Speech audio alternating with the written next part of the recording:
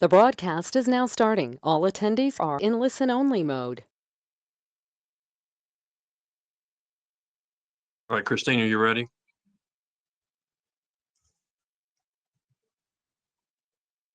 We're ready, Mr. Mayor. Okay, I couldn't hear Christine, so I don't know if she's hearing me or not. Because I can see her talking, but I can't hear her.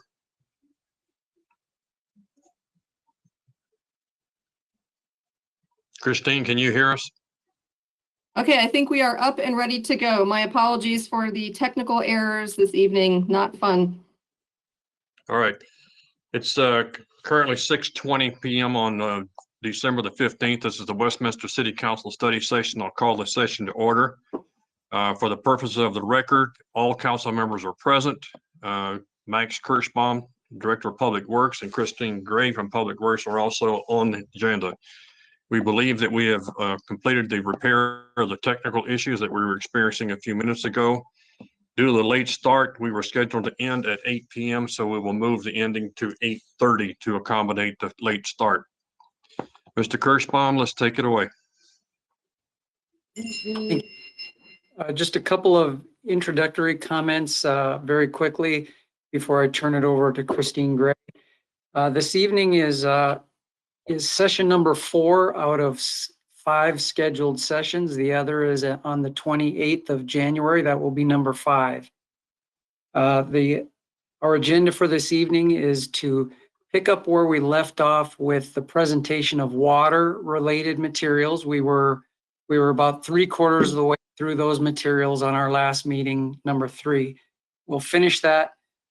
What I'd like to do, if it suits your need, is take a short pause at that point to see if you have any water-related questions on that material. And then we'd like to move quickly into the wastewater side. It should go a little bit quicker this evening because it parallels the water presentation just with wastewater information. So it will look familiar, and I think you'll see the flow is about the same. And then when we finish that, we will have an opportunity again for a Q&A period. We'd like to wrap up with this modified time schedule at about 8:15 if we could, to allow the last 15 minutes to be a bit of a discussion about strategy preview for the January 28th session, just to give an idea of what we'll be presenting in and for your discussion on January 28th. With that, I'd like to turn it over to Christine Gray, and we'll begin with the presentation of the remainder of water-related information. Good evening, everybody. It's good to see you all again. It's been a little bit of time. We last met in November, and so what I will do is hopefully advance my screen. Okay, there we go. So just as a reminder, we've been meeting since October. We met on the 8th of October and the 20th to talk about the utility system itself. Julie Kaler presented some information then. We talked about the meter replacement project, and then we did some discussion about the community engagement process. We then talked about beginning of the water rates presentation in November. We'll finish that up today, and as Max said, we'll go through the rest of it this evening. Still some challenges. Okay, so some themes that you all have heard over the course of this presentation: components of the rates to our financials overall, the asset management database, the customer portal system, people's interest in participating in focus groups going forward. So those are some themes that we've heard going forward. What you all demonstrated an interest in were this long list of things that we will certainly take into consideration as we move forward into our discussions with you about the 2022 rate recommendations. And then as a reminder, the path for our discussion, we're going to present some information to you tonight about questions that you asked much earlier this summer, and then make sure we're on the same page with you. No policy recommendations this evening, just a discussion. So now I am going to, because I have the entire presentation loaded just in case there are questions, going to find my next slide. So please bear with me while I get up to where we need to be. It's not going to be pretty to watch, but I'm a little nervous about trying to exit out of here and then perhaps start something up again. So let me get to the slides. Okay. It's a good review, Christine. A little fast, And but it's it's a going good review. fast now. Yes. I hope you were able to keep up. Okay, December 15th, tonight, we start here. So as a recap, we were talking about expenses last time, and we did start talking about water fund revenues. So tonight we'll pick up at tap fees. We did talk with you over last week and a few weeks before that about tap fees, more specifically about whether or not to increase our tap fee components in 2021. You did provide us direction to move forward with that, and so we did notify the development community that our 2021 tap fees are now up to date. But as a reminder, they are one-time fees that developers pay to buy into our system, both on the water side and the sewer side. And they're based on the value of the city's infrastructure and our water resources portfolio. Why do we charge them? Helping to ensure that our current customers aren't paying for system charges necessary for development. For a little bit of revenue context, I had shown you a slide previously about our sales revenues from 2009 through 2019. I'm adding on top of that some tap fee revenue. So you'll see along the bottom the years, 2009 through 2019, and then along the left axis, dollar amounts. So you can see that tap fee revenues are a significant component of our revenues overall, and they do vary considerably, basically due to the revenue, the development challenges that we have. Okay. Next, we'll talk about debt proceeds very quickly. We did speak more in depth about debt service coverage policies last time and the amount of debt that we had issued in different years for different projects. Here is a slide that shows across, again, 2009 through 2019, adding that debt revenue component to the overall sales component and the tap fee sales. So you can see here these three revenue components across those series of years.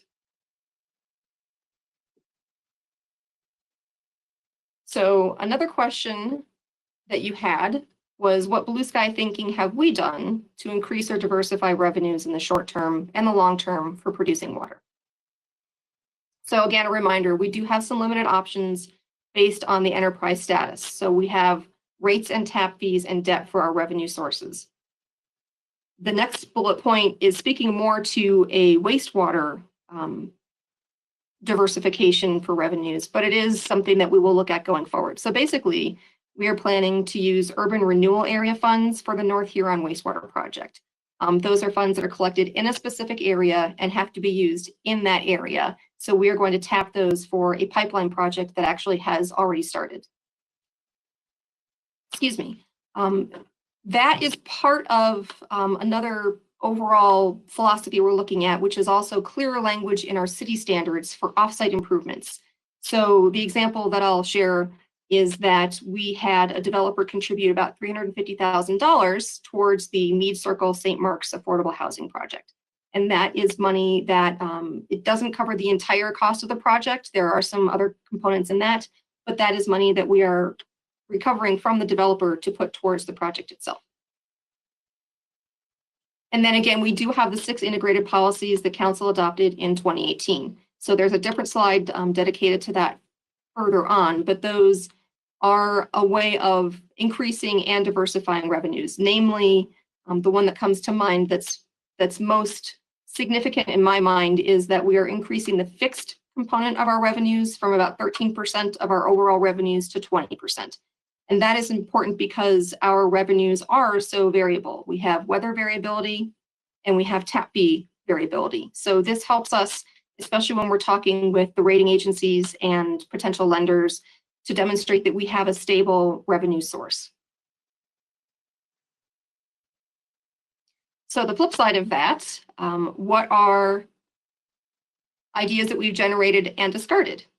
So things that we have talked about but not implemented are using general fund monies for the utility fund. The general fund has its own set of existing funding challenges, and so it makes us a little bit uncomfortable to look at moving funds from I wouldn't say a struggling fund, but one that has a lot of things coming up to the utility fund. Another option would have been that we're not considering currently is taxing a city income source. So could we tax some product in the city and say those taxes go towards the utility fund. We would have to be very careful about that. There is a concern about losing our enterprise status. Again, that is something that we have to consider for Tabor considerations. And then another item that we have talked about but discarded is moving part of the rate burden from our residential customers to our non-residential customers. So that is something that is an option. For us, that's difficult from a staff perspective because it loses the fair and equitable component that we try to bring into it. So it increases the costs for those non-residential customers beyond what they should be paying according to our cost of service study. And if those are too onerous, that could be something that impacts economic development going forward. So finally, in the water fund, the third component is our reserves. And we have the rate stabilization reserve and the capital project reserve. So what are our reserve accounts? How many are there? These were adopted by City Council back in 2006 as a part of our second to last cost of service study that we completed. And basically, they are a funding strategy to help us when we are experiencing a cold, rainy summer. And our revenues, because they are so variable and based on weather, are not what we anticipated. They help us meet our debt service and our debt coverage ratios and our bond covenants. And then they also help us fund capital projects when our revenues are lower than anticipated, or we have emergency projects come up, or we have some unexpected costs. So there are 4 reserve accounts overall. There are 2 rate stabilization reserves, 1 each for water and sewer.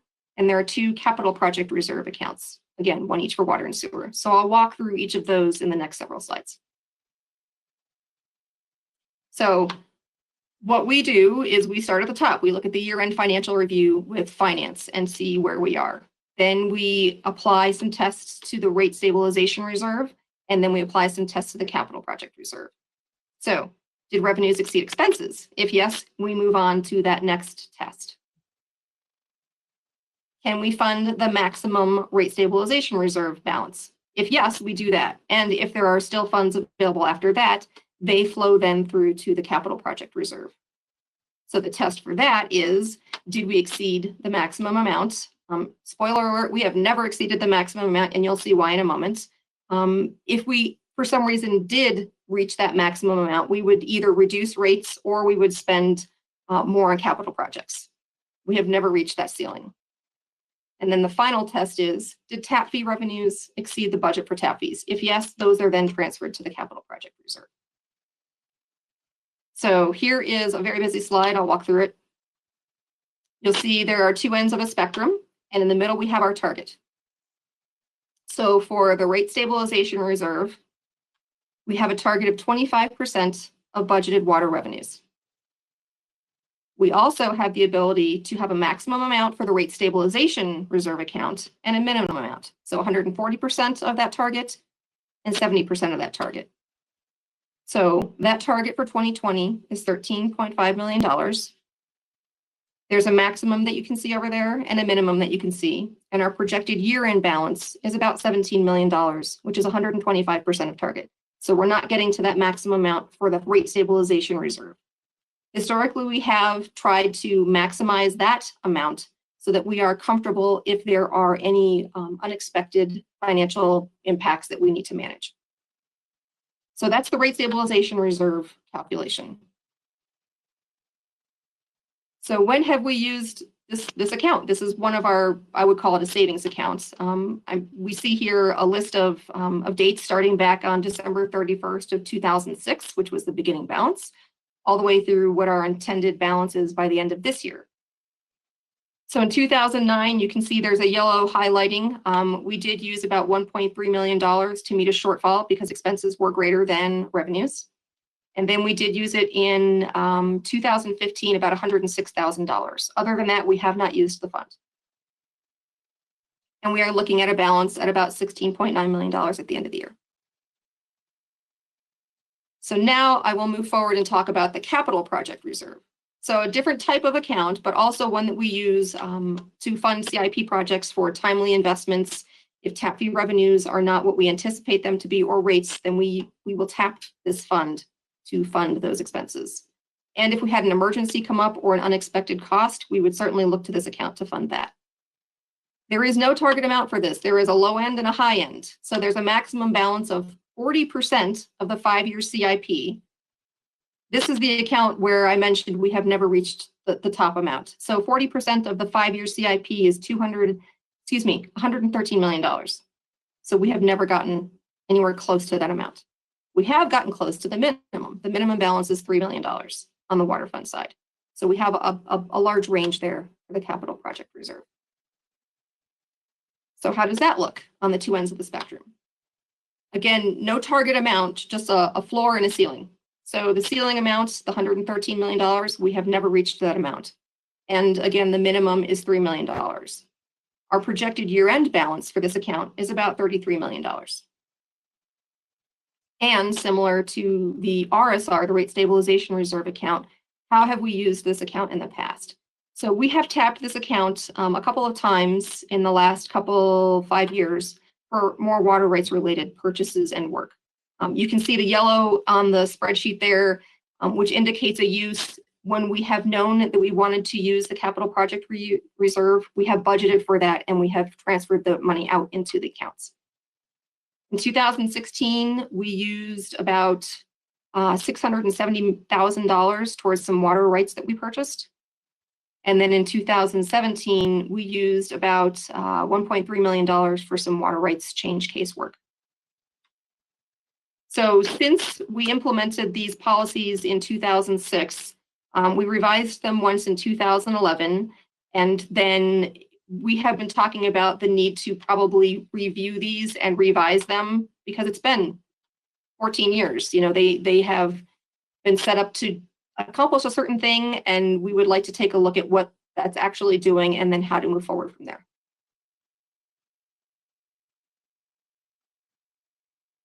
So as a part of this whole presentation, we've received a number of questions from our customers, both by email and by more formally towards the project website. So we've been trying to keep up with these and provide some answers. So some of these you have already seen, some of them are new as of today. I'll walk through them quickly and let you know if I've already answered them or if we're going to cover them going forward. Will there be a rate increase in 2022? That is something that we will talk about with you starting next month in January. As we get ready to present you with some recommendations, we need to know from you what you'd like. We talked about the meters and usage. Stephen Gay talked about that in October. There's a question about the 2019 actual revenue versus budget, and there's a slide about that coming up next.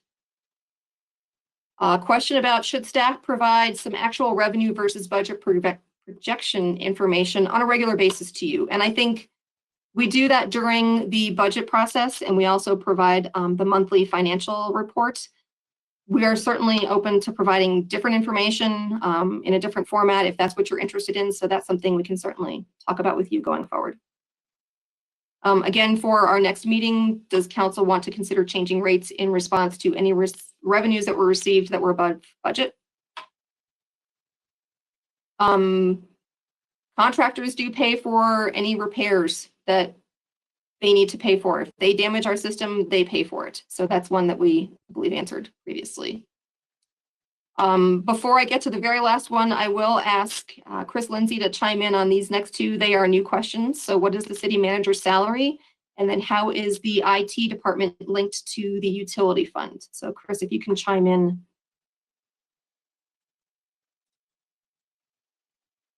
Thank you, Christine. Happy to respond to these. I actually think the question on the city manager's salary was actually about the pay plan, if I remember correctly. There was a question about the city manager's salary not being in the pay plan. In addition to the city manager, the municipal judge and the city attorney's salaries are set by contract, so they're not listed in the pay plan, which includes ranges for positions throughout the organization.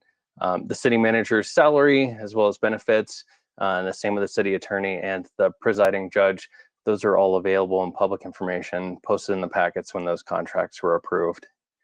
The second question relates to how is the IT department linked to the utility fund. I believe the customer that was looking at this was looking at the 2020 adopted budget, or perhaps the mid-year budget. And at one point in time, the information technology department was located financially within the utility fund, specifically within the water side of the utility fund. That was a historical decision. I think there was a lot that went into that, but I believe at one point in time, the IT department was a major part of the billing and the GIS years and years ago, and the department grew up from that, and they were still located in the water fund. With council's approval through the 2020 mid-year budget, we actually moved the information technology department over to the general fund, where we believe it's more appropriately budgeted with the other general fund type services. And that action helps clarify the roles and responsibilities between the general fund and the water fund, utility fund, we believe. So that's one that staff and city council have already taken action to clarify. Thank you, Christine. Thanks, Chris. So the last bullet point asks, why are customers current customers bearing the brunt of paying for all of our current and future infrastructure projects? A policy question for you, and also I'll speak to that on an upcoming slide. So to speak to the question about what was the 2019 budget versus actual, and then what does 2020 look like? Our 2019 budget was $47-ish million, so bottom line there. And the actuals were less than that by about $3.4 million. You can see I've broken that out by each of our 6 sales categories. So reclaimed, residential, commercial, our fixed monthly fee, our Federal Heights contract, and then our pass-through from Thornton to Brighton. 2019 was a cool and rainy year, so we did not meet our budget, mostly based on that. You can see what the 2020 budget number is to the far right there for all 6 of those categories. And that budget is at about $54 million. And as far as what we project for the rest of the year, my anticipation is that we will meet our budget this year for sales. We will also meet our budget for tap fees. We've actually exceeded our tap fee budget. So sales we will meet, tap fees we have exceeded. To answer the question about why are current customers bearing the brunt of project costs, both current and future costs, our customers pay for the cost to deliver them the service that we provide. So for the water fund, water service. And they're also paying for that for now and into the future. If you recall the slide from last time where I talked about rates are a combination of current and future expenses, that's what all of our current customers are paying for right now, and then those future projects that will continue to provide them that service. We do use debt to provide that generational equity, which means that current customers are paying for these projects, and then customers that move into town or start a new business in the city, they will pick up their share of those debt costs to, again, ensure that they're paying for what they are impacting to the system. We had talked earlier on about different sections of the charter that relate to rates and some of our expenses. So 14.6 and 11.11c are some of the sections that we referenced earlier on. Section 14.4 also talks about council has the power to fix rates, and there shall be no discrimination between classes for those rates, nor shall anybody get free service. So there are some considerations that we take a look at when we do our cost of service studies. You know, we're not discriminating between our customer classes, and nobody gets a free ride. Another question that we have received a few times over the past year or two is, does the utility have a lot of money, an awful lot of money sitting in a bank that it's not using?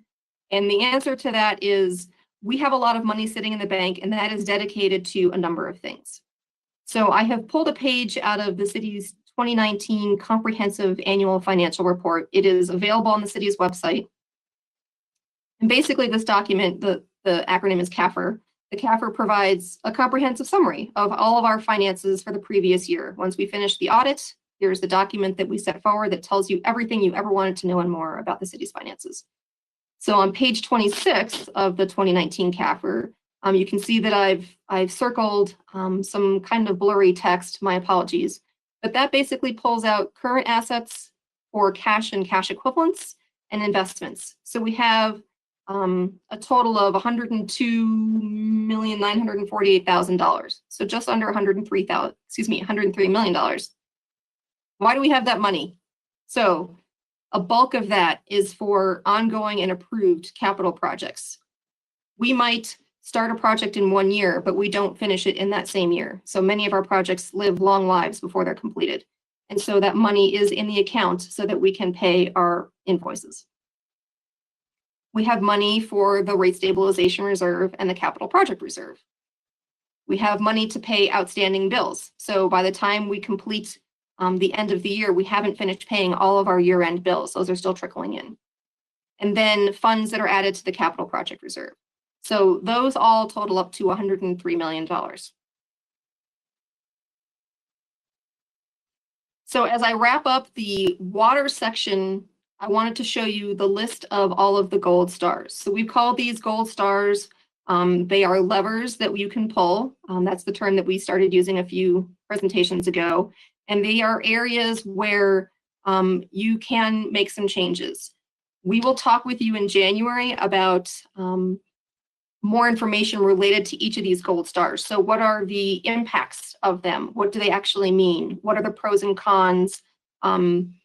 What would staff recommend? What would staff not recommend? So we'll talk more about that in January. But there are about 15 things here that most of which are something that you can change. Some of them are pretty simple changes and some of them are way more complicated. So we'll get more into that going forward. So at this point, I'll stop and ask you if you have some questions about what we covered tonight about the water fund, or if you had questions from the previous presentation that you thought of after the fact and want to walk through.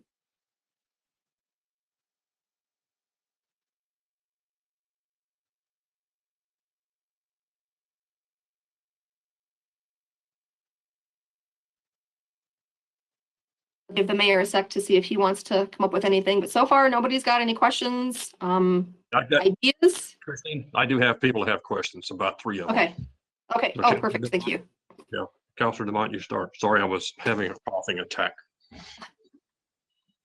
One thing I was curious about, and my slides don't seem to follow the same numbers that yours do, so I'm not sure which number on mine it is or on yours, but the question is around the different suggestions or things that we talked about, such as the general fund and potentially taxes, understanding that it's a utility.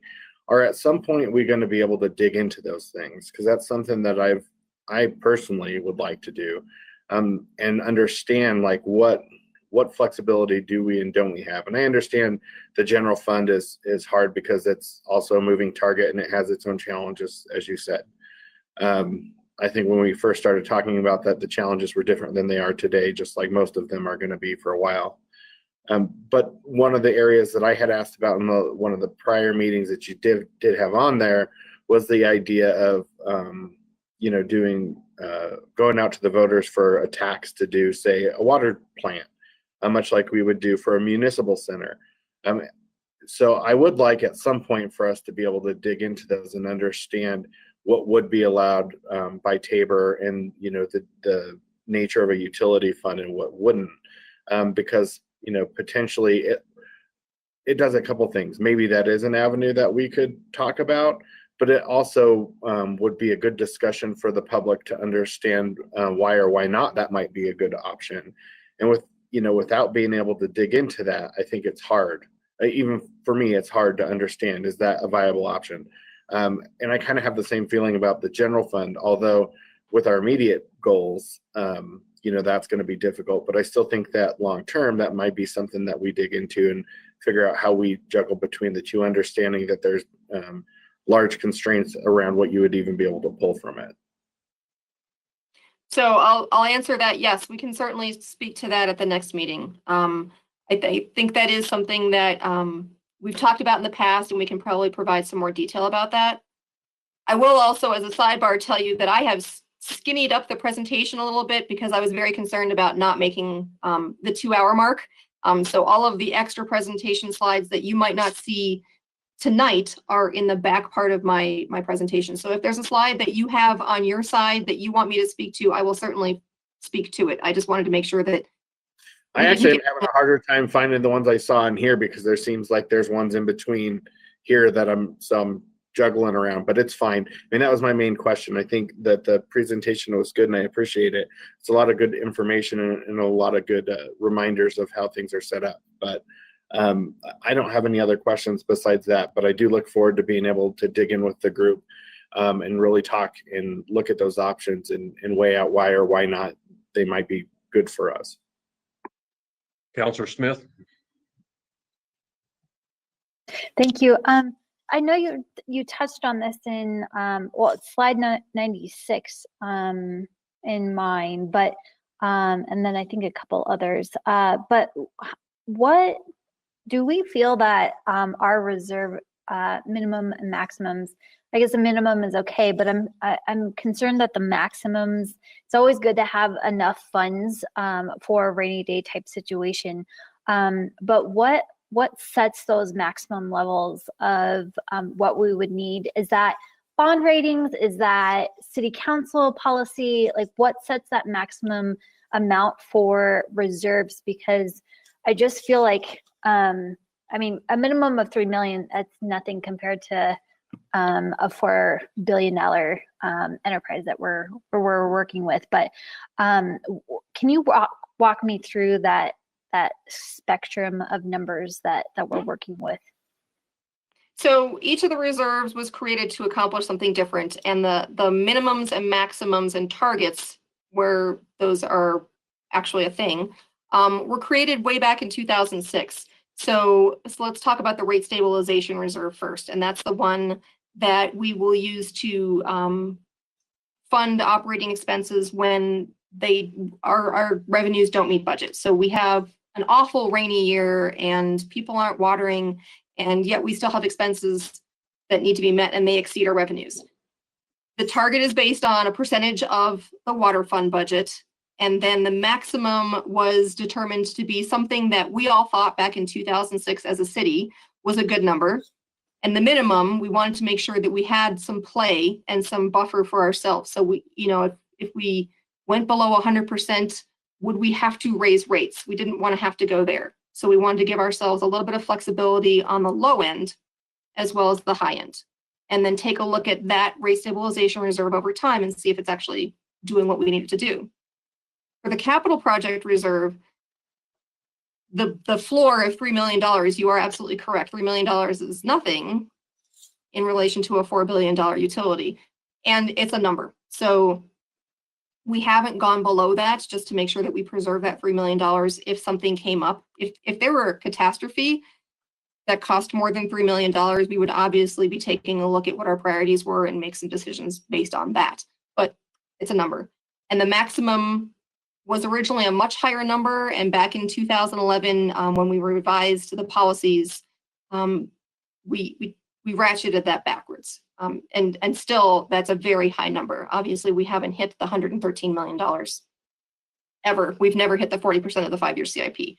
So again, as I mentioned earlier in the intro to those slides, it's been 14 years. So, we on staff have been talking for a few years about, we should probably start taking a look at this and work with all of you to make sure that we have the appropriate policies in place so that we're not being overly conservative, nor are we being careless. So we want to find that balance of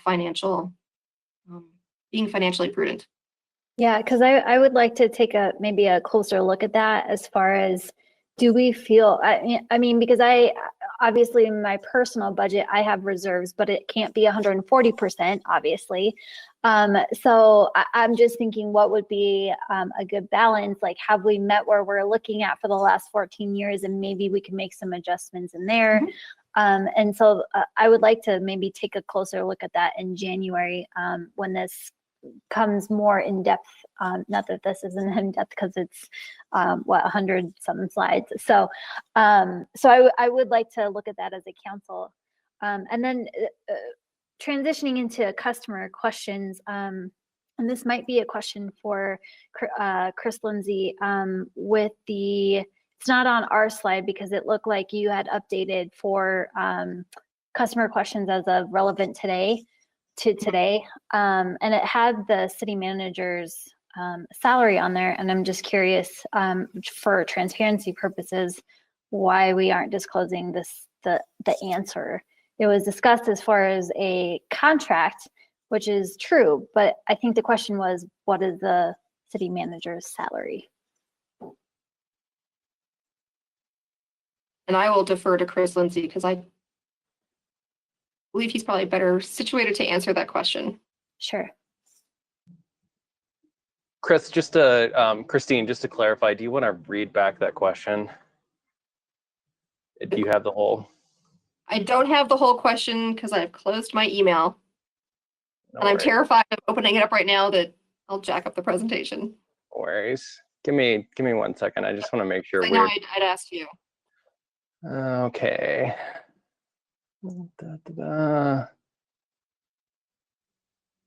So I think the question, if I could actually read the verbatim question, unrelated, the city manager is the only city employee's salary not listed in the salary table. What is that? Why is that? And what is his salary? So I explained why that is with the pay plan and the contract employees not being listed in the pay plan. And if I could get back to my other information, the city manager's salary is $278,000. Thanks, Chris. Thank you. And that's all my questions. Just for transparency purposes, I wanted to make sure that that was, since it is public information. So thank you so much. I'm sure I'll have questions as we go on throughout tonight, but so far I'm good. Thank you. Mayor Pro Tem. Thank you, Mr. Mayor, and thanks for this presentation. Before I go on to my actual questions, I want to kind of follow up on that question from Councilor Smith, because I actually I found it curious that it was included because it's not entirely relevant to this conversation. And I just want to make sure nobody's drawing a line between the city manager's salary and water rates. So I'm going to just ask a series of questions that I know the answer to already, but this is an enterprise fund. So are the rates going to pay for the city manager's salary? And can you answer verbally? Sorry, no, they are not. We do provide a transfer to the general fund for overhead that the rest of the city provides to the utility fund, but the rates are not set to pay for the city manager's salary. Correct. And when you say overhead, that means items that have been given, work that has been done by the rest of the city that has benefited the utility department, correct? Like IT Absolutely. services, general services, correct? Human resources, all of those different funds. They don't live in the utility. We use those services and we pay for them. Correct. And so there is not any correlation between the pay plans for the contracts for the 3 appointed city officials and the water rates. They're completely discrete, separate issues. So I was surprised they were in here because they were not relevant to the conversation about water at all.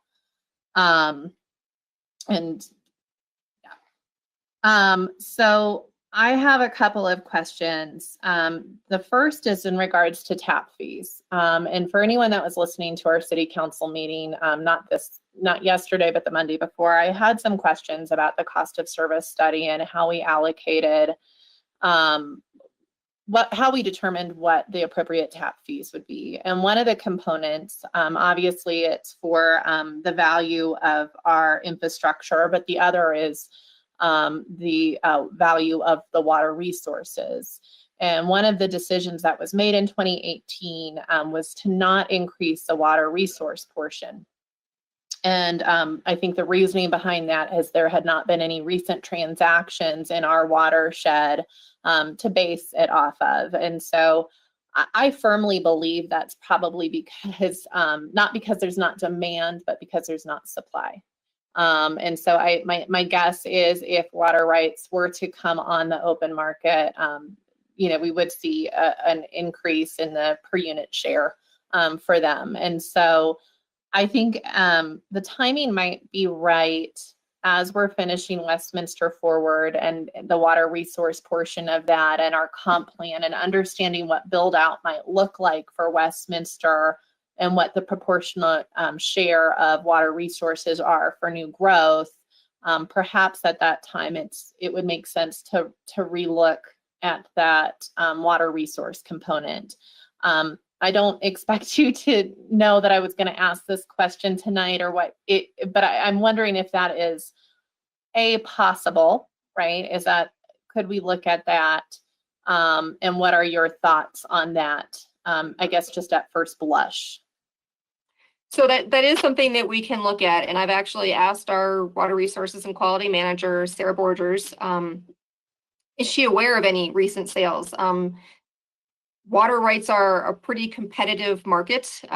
We are in the Clear Creek Basin, and as everybody knows, the Front Range is growing, and so more people, you need more water. So we are tracking those. We work with our attorneys, our water rights attorneys, to find out what they know. We are not aware of any sales right now. We check in with them on a regular basis, and I believe, once we know of something which gives us a reason and a basis for increasing that component of the tap fee, we will bring that back to you and say, we believe this is a good reason for us to increase that component of our tap fees so that we are maintaining that competitiveness with our tap fees. And I apologize, I didn't include it in my question and comments just now, but I had mentioned in the previous meeting that I would like to see us perhaps look and see what the increase has been over a similar period of time, perhaps even outside of our watershed, outside of the Clear Creek, to see, has it gone up 50% in the last 5 years or has it gone up 1%? Recognizing they're different, but they're not completely foreign to each other. So that was my thought process on that. And I would hope that we could do it. I hope we could not wait 14 years to do absolutely. it, which I believe was the last the interval.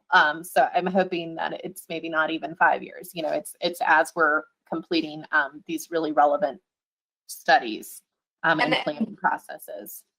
The water rights component has been increased within the last 14 years. So we do increase that when we have that ability. I believe 2014 was maybe the last time, 2013 or 2014, when we did a larger increase based on recent sale history. So yes, we can definitely pull together that information. Okay. You discussed how I believe our fixed revenue has gone up to 20% now. I believe you said it used to be 13% of the overall bill. Is that about right? Did I misstate We are that? transitioning it. So yep. Part of the 6 policies that were adopted were a phase-in of all of those 6 policies. To do a flash cut right from one to the next would be very difficult for our customers to absorb. So over a course of time, we're going to get there. That makes sense to me. I was going to say, as we transition then to that, perhaps we can also look at, kind of to Councillor Smith's question, with the rate stabilization reserve. Does it make sense to have such a high cap, when we're not going to have such variable revenue? And I'm recognizing, it's not, maybe it's not a huge amount of money, but that might be something that we could reevaluate where those dollars would best be served. Absolutely.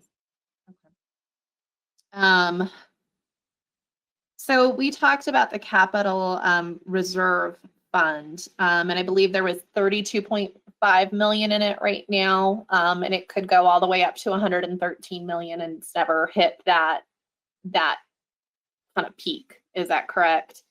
Yes.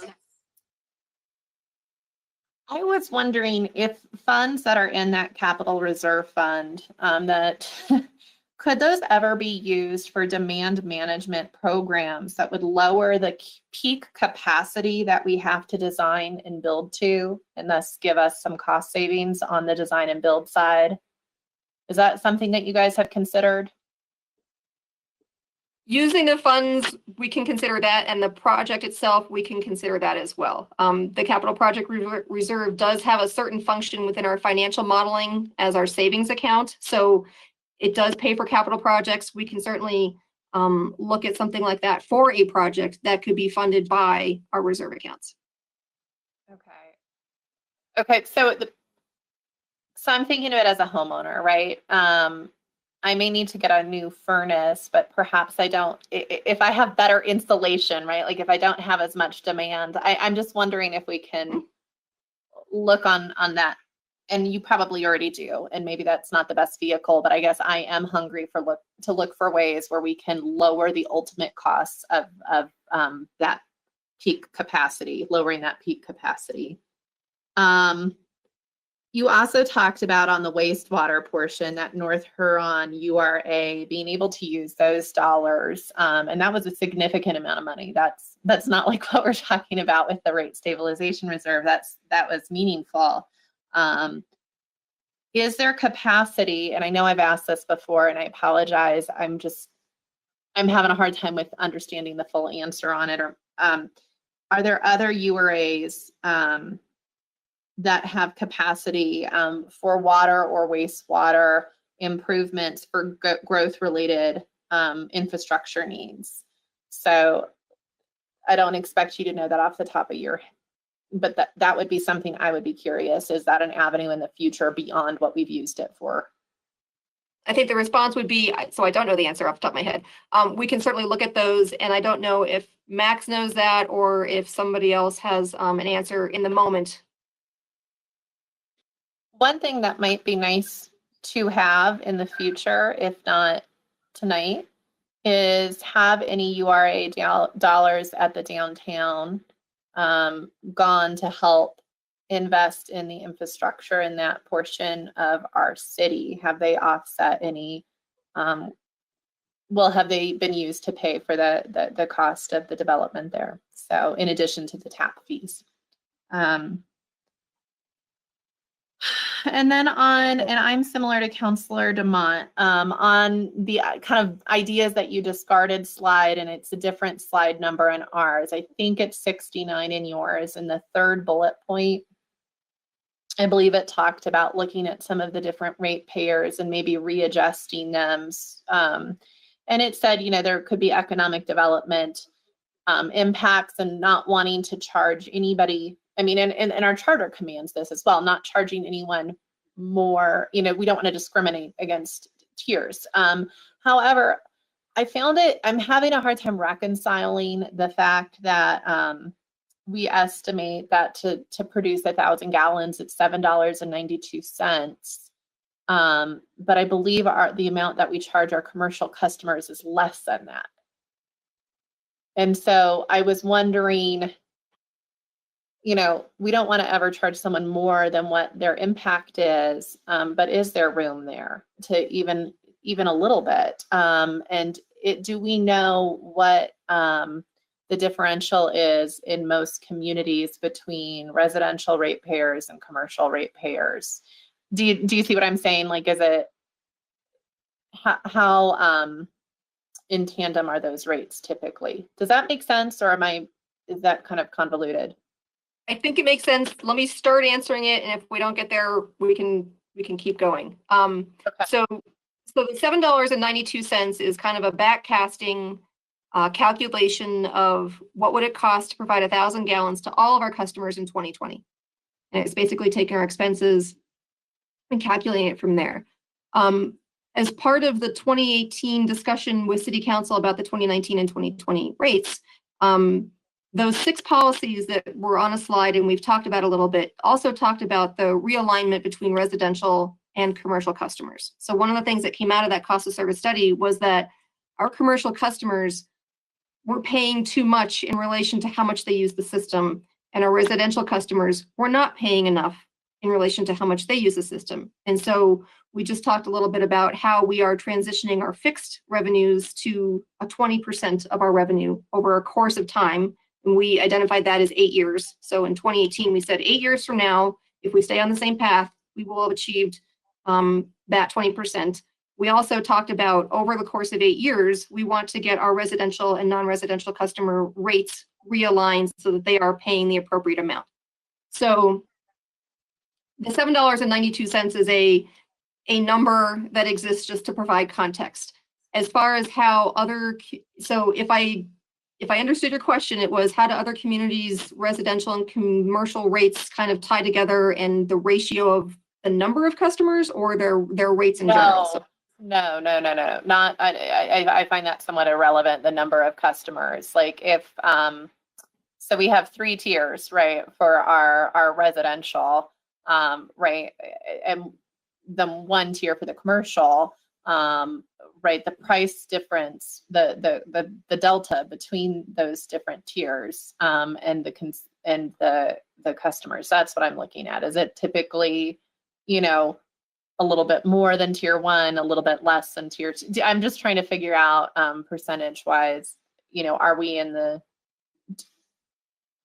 does it seem appropriate compared to our neighbors what we're charging our commercial ratepayers? Or are we on the high end or are we on the low end? I don't know the answer to that question.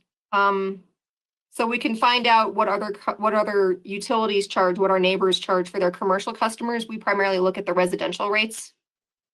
Right, and I understand why you do that, because looking at that, the hump graph of everybody's like how much water is used by each different customer class.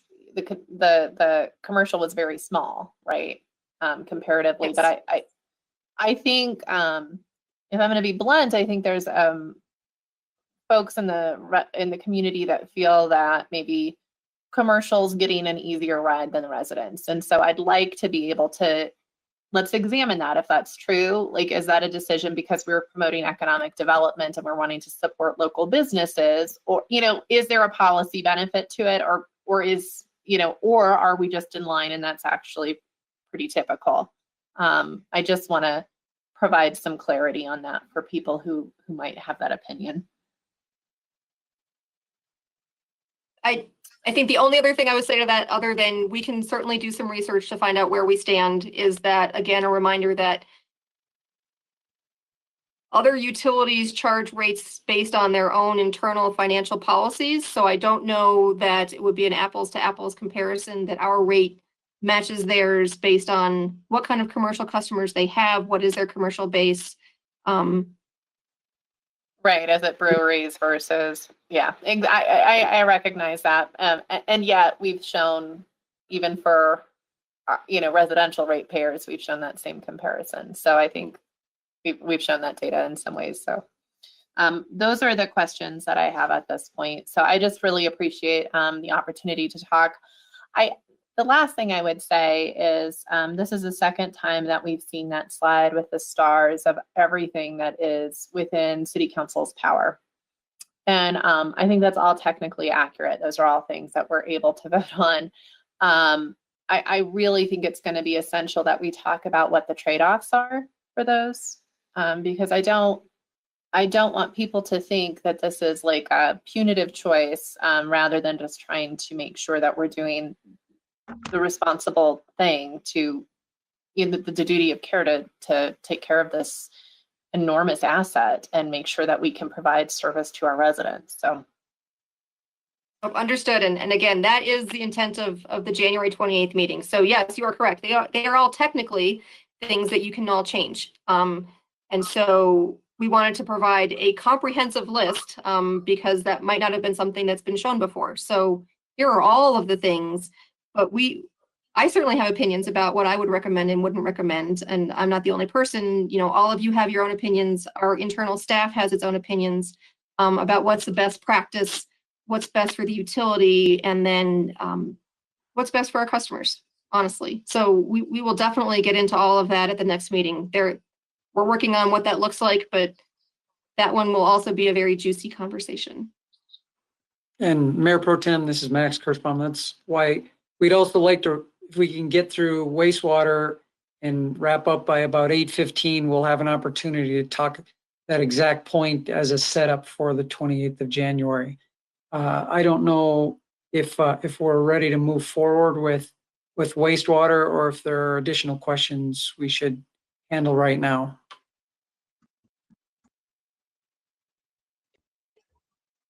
Any other questions, Mayor Pro Tem? Okay, Councilor Demott.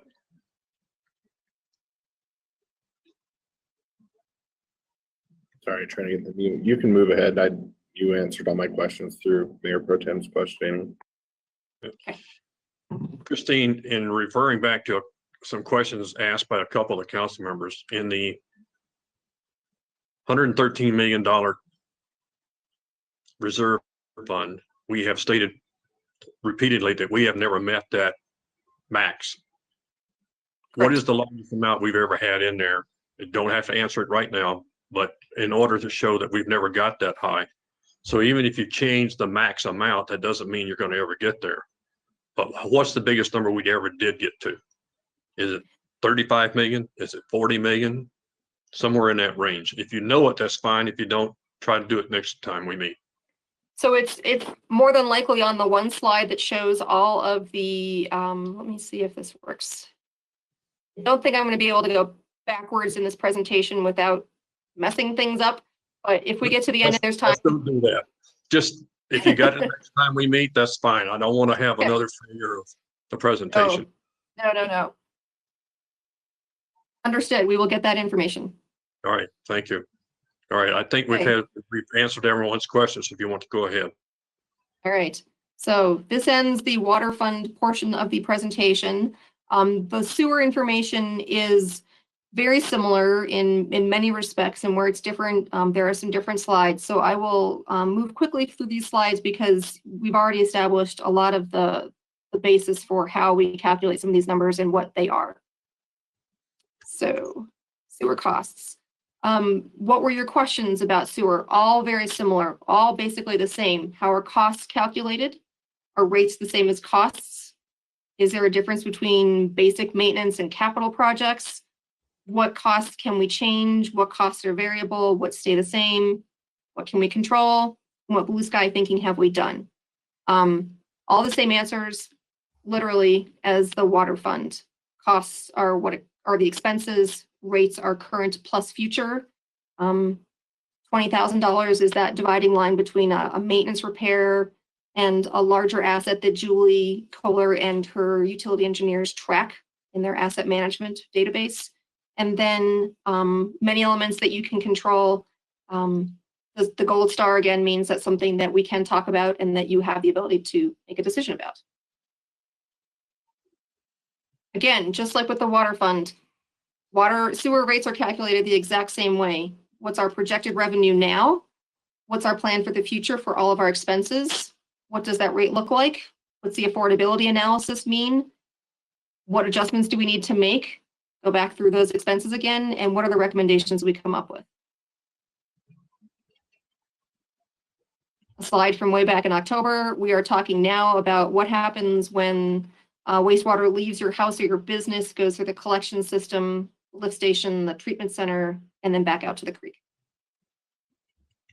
So expenses, all the sewer costs in 2021, about $31.7 million, broken down with some large pie slices between operating, CIP, and debt service, and then some smaller transfers to the general fund, property liability, water fund. So if we bunch up the operating expenses only between the expenses to run the utility and then the transfers, that's about $13.5 million. So we have people, we have contracts. That large part of contracts is primarily our contract with Metro. The Metro is Metro Wastewater Reclamation District, which is the regional wastewater treatment plant up on the South Platte. And that does takes treatment for most of the Front Range. So we are somewhat unique in having our own wastewater treatment facility. We've had a contract with them since the mid-60s, and it is basically forever going forward. So we pay them about $4.2 million a year to treat the wastewater that's generated in the city below 92nd Avenue. There's a geographical line there. So anything south of City Hall flows literally downhill towards Metro, and everything north of 92nd Avenue flows literally, for the most part, to our city's Big Dry Creek plant. Again, the products needed to do work. So equipment, parts, materials, pipeline, transfers for any of the services that we're paying for, and then those small dollar value assets. The CIP fund, for 2021, we have a handful of projects, mostly located out at our Big Dry Creek facility. So there are about $13.6 million worth of projects that we will do in 2021. And then debt service. You'll recall that I talked a little bit about how we try to smooth out our debt repayment schedule as much as possible. And so you'll see here we have a little bit of an increase in the earlier parts of the 2020s, to meet some principal payments. They level out, and then some debts drop off in the late 2030s. Our total outstanding sewer debt right now is about $71 million. So here's what all of those debt issues look like. You can see basically 4 issues between 2005, for the Big Dry Creek plant, the biosolids dewatering plant, and the Little Dry Creek project. That was a huge one. Some money in the last year's debt issue for the historic Westminster sewer pipeline, and then our loan from the state earlier this spring to fund the $24 million of the Big Dry Creek construction component.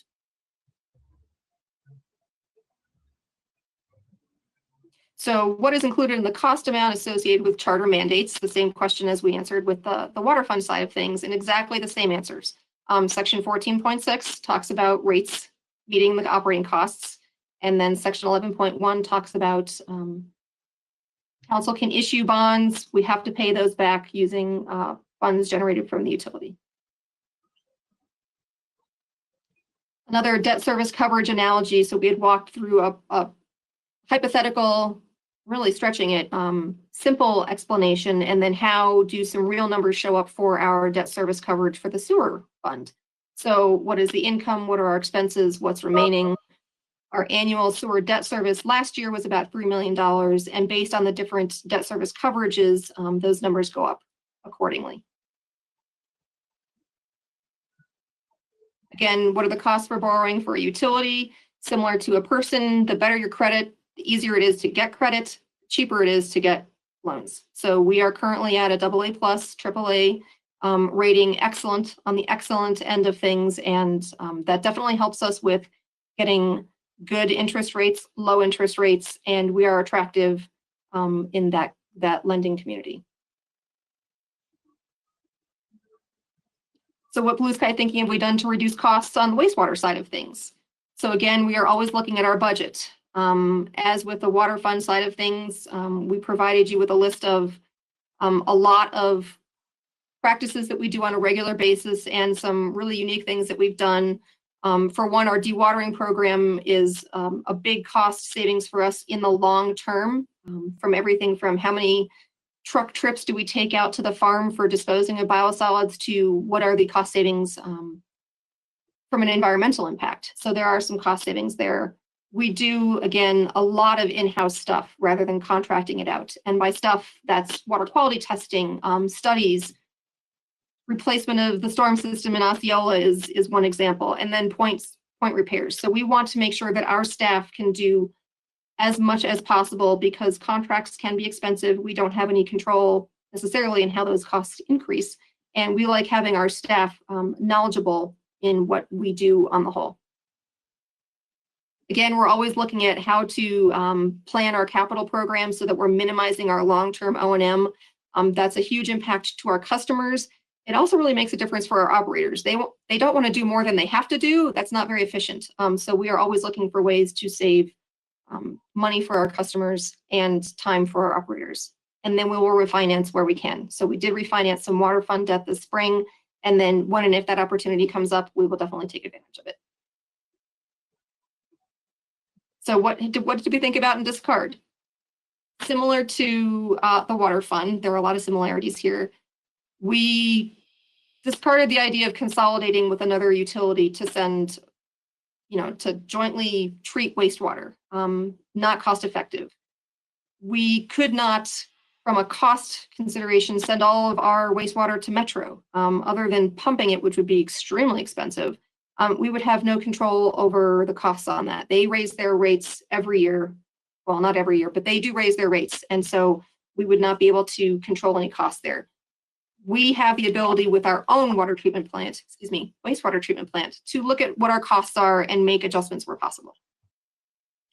We can't reduce treatment. Again, like water fund, that is a regulation that we have to meet. So we cannot save money there. And then entering a P3 contract. Again, that's something that we have talked quite a bit about and are not big fans of for the impacts on all aspects. Do we lose influence over how our plant is run? Do we lose influence from a council perspective and a customer perspective about rates?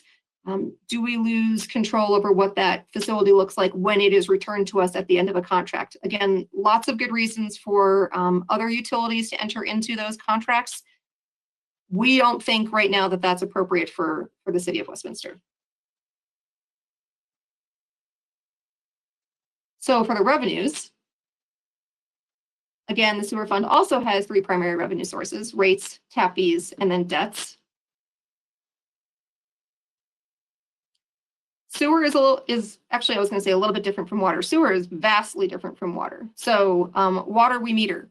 Sewer, we do not meter sewer. I mean, there are sewer meters out there. Other than that's disgusting.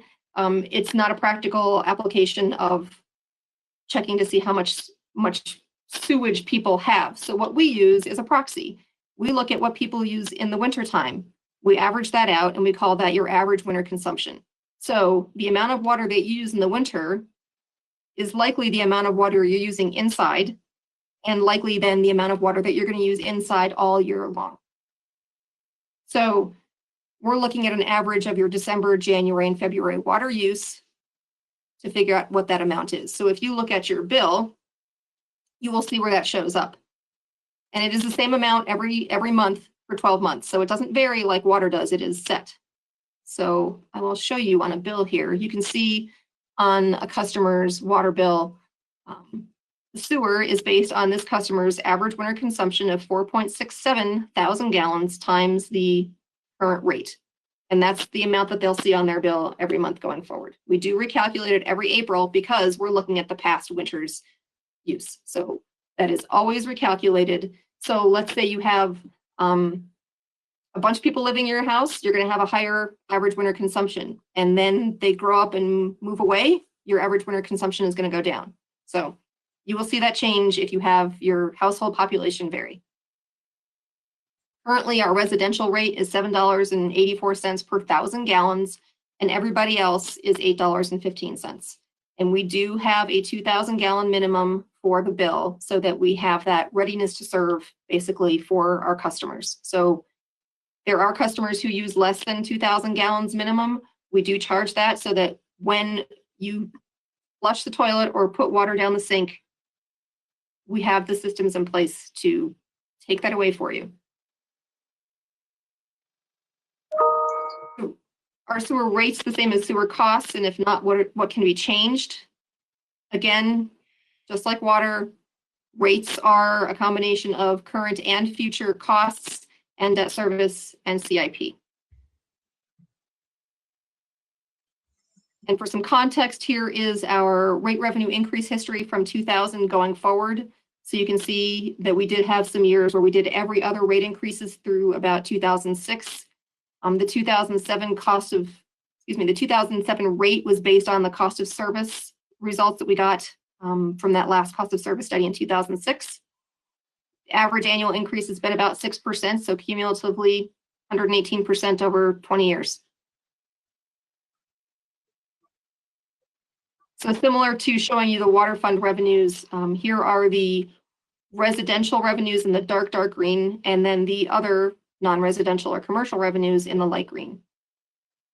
And you can see them from 2009 going forward to 2019.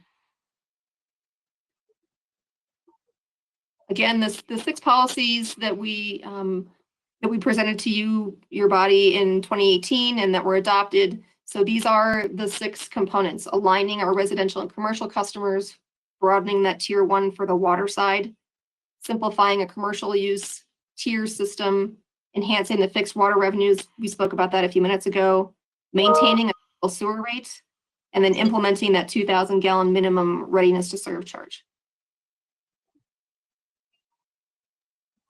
Tap fees, very similar. We charge tap fees to tap into our wastewater system for the exact same reasons that we charge water tap fees.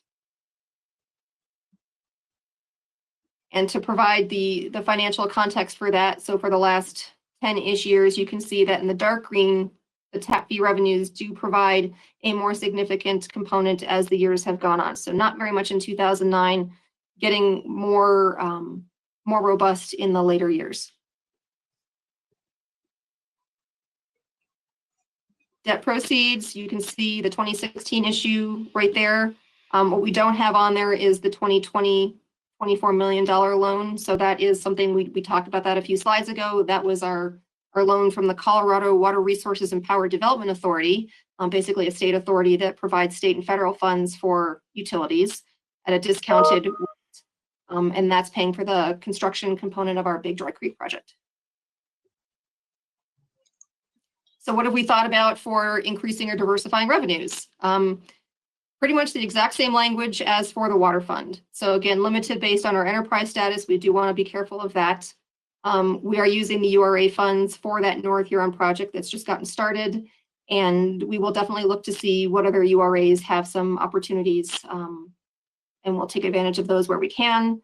And then we have clearer language in our city standards now so that our developers know that they will be on the hook for impacts that they have to our system that are maybe not on the site itself, but are off-site. So up the street, down the street, but where their presence has an impact on our system.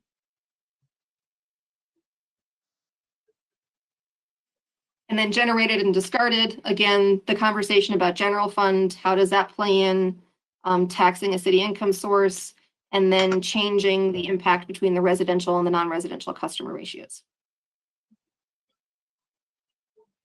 And then finally, the reserves, same calculations, just on the sewer side of things. So for the rate stabilization reserve, which is kind of our rainy day fund, the target is not 25% of the budgeted revenues, it's 10%. The sewer fund has a smaller revenue stream, and so that 10% is adjusted accordingly.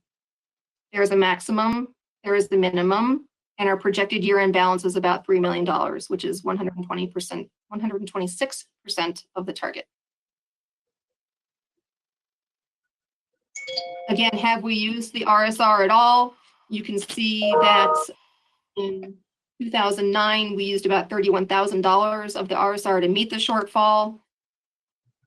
Other than that, we have accumulated interest earnings. And I'm getting that Councilor Smith dropped off. So yeah, hang on for a minute. Just recognize that she was gone.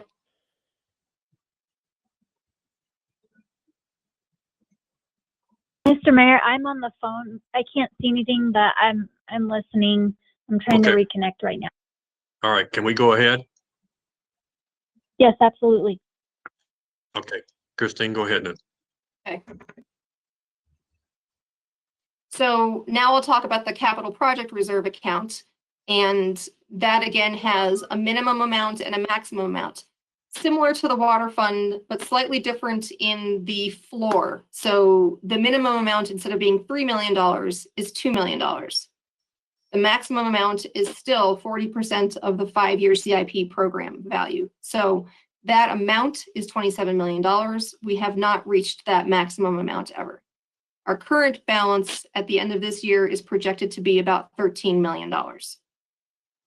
And again, this is something between the rate stabilization reserve and the capital project reserve. We will work with all of you to figure out what makes more sense now. So we've had these in place for 14 years. what do we need to tweak? Have we ever used the capital project reserve to pay for projects? Yes. So in 2014, we used, let's see, $287,000 for one project and then $250,000 for another project. One was the 87th and Wadsworth lift station, and the other was the 95th and Federal lift station. And then last year we had the opportunity to purchase some farmland for application of biosolids. So we spent $2 million of the CPR for that purchase.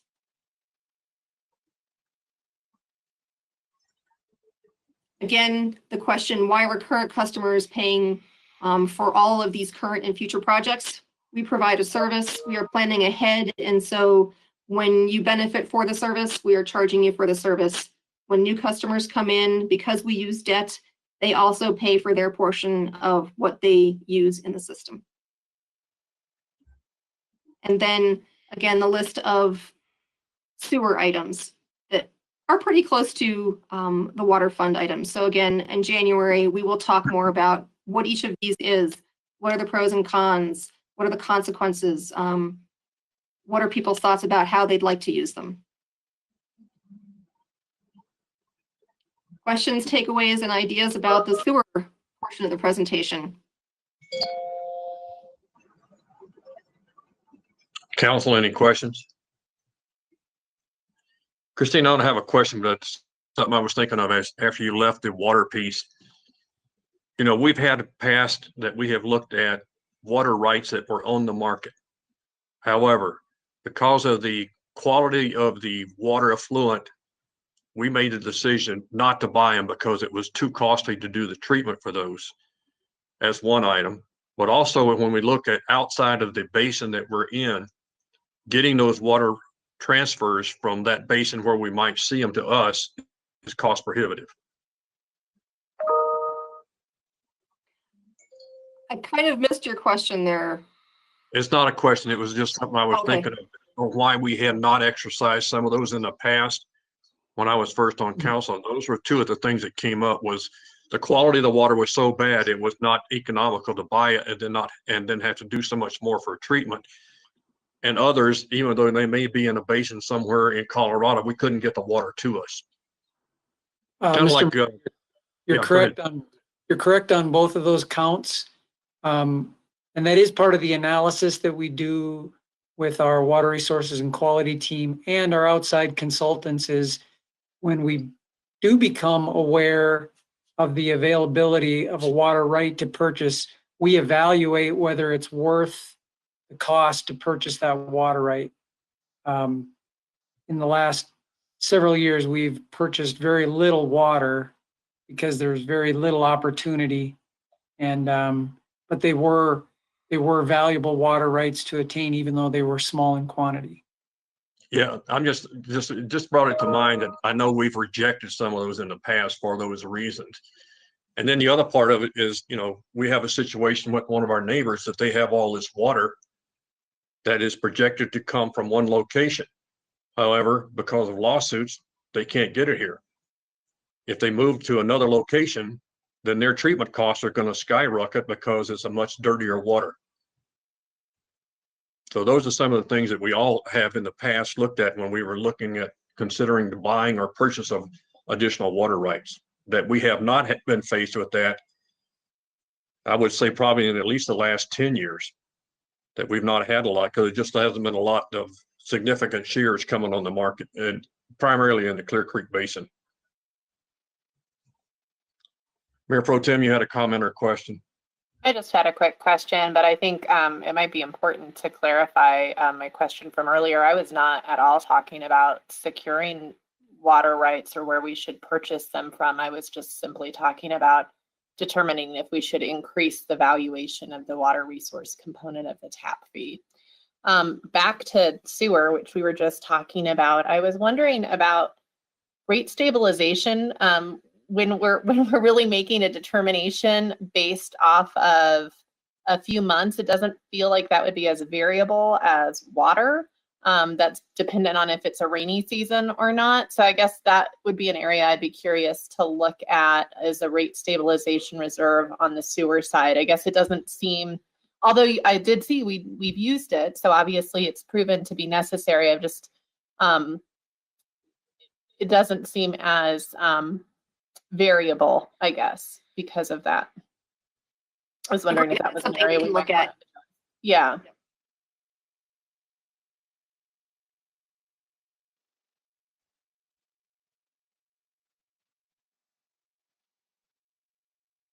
I don't see any other questions at this time, Christine. Okay. So that's the end of the sewer presentation. So I think what I wanted to end up on is again, we've seen this a few times, but this is my last slide for showing. It's yes, in January we want to come back and talk with you. We want to talk about what each of these items is. Again, the pros and cons. What are the consequences? Are they wise things to implement? Are they easy to implement? What are the, what are all the pieces that go along with it? So that's something that we want to come back and talk with you about. I think I'll turn it over to Max to see if he wants to make any more remarks on this part of the presentation or overall. Thanks, Chris. And as I go through some prepared comments, I may also ask if our deputy city managers or city manager want to also contribute to the conversation as it pertains to preparing for the 5th session at the end of January. But essentially, over the course of these workshops, by the stars that you see on the slide here and as for water, council does have the ability to make policy decisions that could affect both rates and fees. We've starred them, we've called them levers. Chris has mentioned that a couple of times. There are risks and rewards for each of those levers that we may choose to exercise, or that you may discuss and choose to exercise more appropriately. That's why we're set to discuss them in a little bit greater detail on the 28th. So in advance of that meeting, we just want to raise these to your attention and review the fact that I know Chris has already said, but it bears repeating that we'd like to look at the pros, the cons, and the impacts. And I think what you'll hear and learn from that and discussion among yourself is not many of those as a lever can be pulled discreetly. In other words, if you choose to pull one of those levers, it's likely to have an impact somewhere else in the system or somewhere else in the modeling that helps us determine what rates are. So we also need to take a holistic look. We can't just look at one piece and decide to pull a lever without understanding what does that mean to the rest of the system. They are integrated and they do work together. So at this time, I'd like to maybe pause there and see, we have had a utility finance working group working together that consists of the policy and budget department, the chief financial officer, and finance department. We do, throughout the year, we work in great detail with both finance and policy and budget on all of the things that end up coming to you for approval in one way or another. This group has been meeting on the side of these workshops, preparing and examining the slides that you see in front of you and discussing the stars already. So if I could, I will pause here and see if either Chris or Larry, especially, maybe Tammy, if there are any comments of things that you think we might have missed in discussion of the levers. And we certainly agree with what has been said among you before, and I I'll repeat it as the way I heard it from the last meeting. Just because we can pull a lever doesn't mean we should.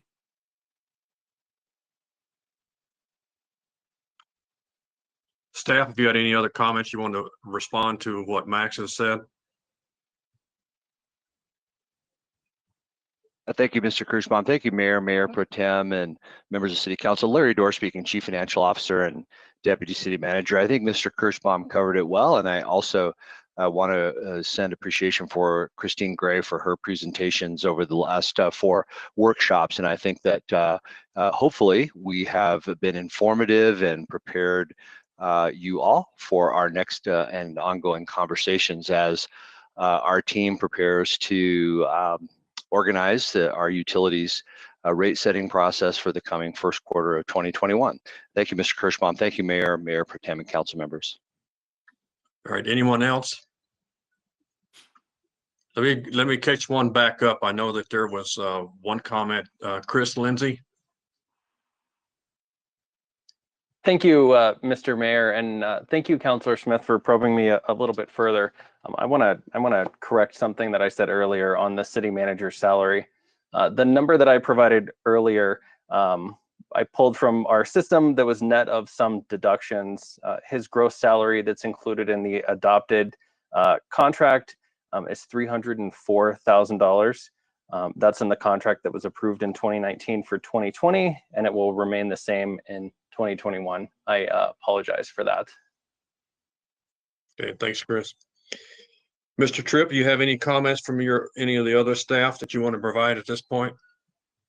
I do. I'd like to echo what Deputy City Manager Dorr indicated with the work of the staff to get us to this point.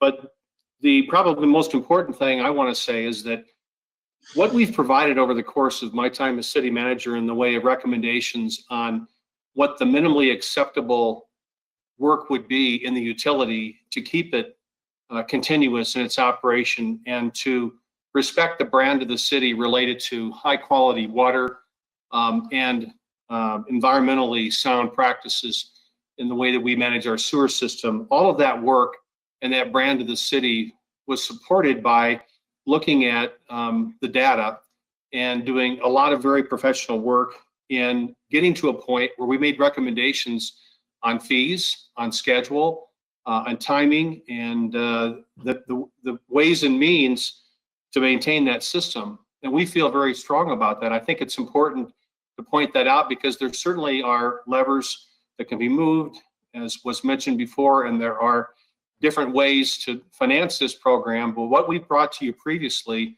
is our best recommendations for what we really believe is that minimally acceptable standard. We didn't present to anybody a Cadillac or even a brand new Chevrolet. We looked at what we needed for our city, and we're very confident in that history. I applaud you for very probing questions and looking at what other alternatives may be in the way those funds are generated and how we assign fees to collect this money. But I just want to be really clear with the public, because I think there could be some confusion looking at this and saying, well, there's so many different things that could have been done. Our rates should be lower today. The rates are what they are today because we recommended them to be rates that were necessary for us to catch up this utilities condition and to move it into the 21st century.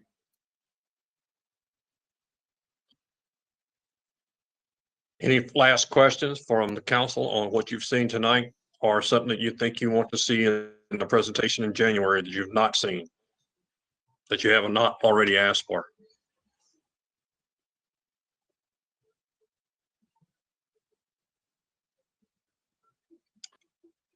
Mr. Kirschbaum, I will take that silence is golden. Thank you, Mr. Mayor.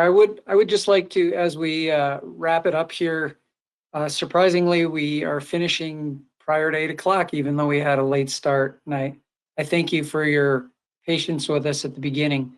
If I could, I would just like to echo something that Mr. Tripp said at the end. I know there's been question about what has been the purpose for the rate increases. The rate increases have been very much focused toward trying to see incremental improvements in our ability to take care of what we own. We have an aging system.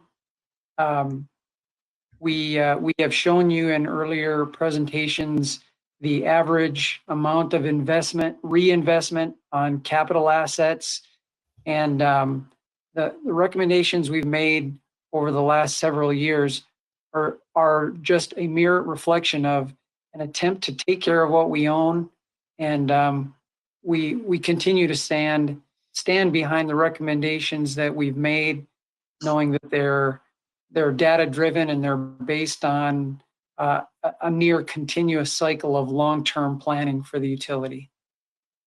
Thank you for that, allowing me a final statement there. Okay. Well, if you have wrapped up your presentations, the council has had the opportunity to ask questions during the night. There are some that will still be needed to be answered at the next session.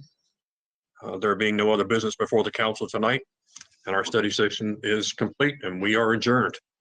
Everyone have a good night.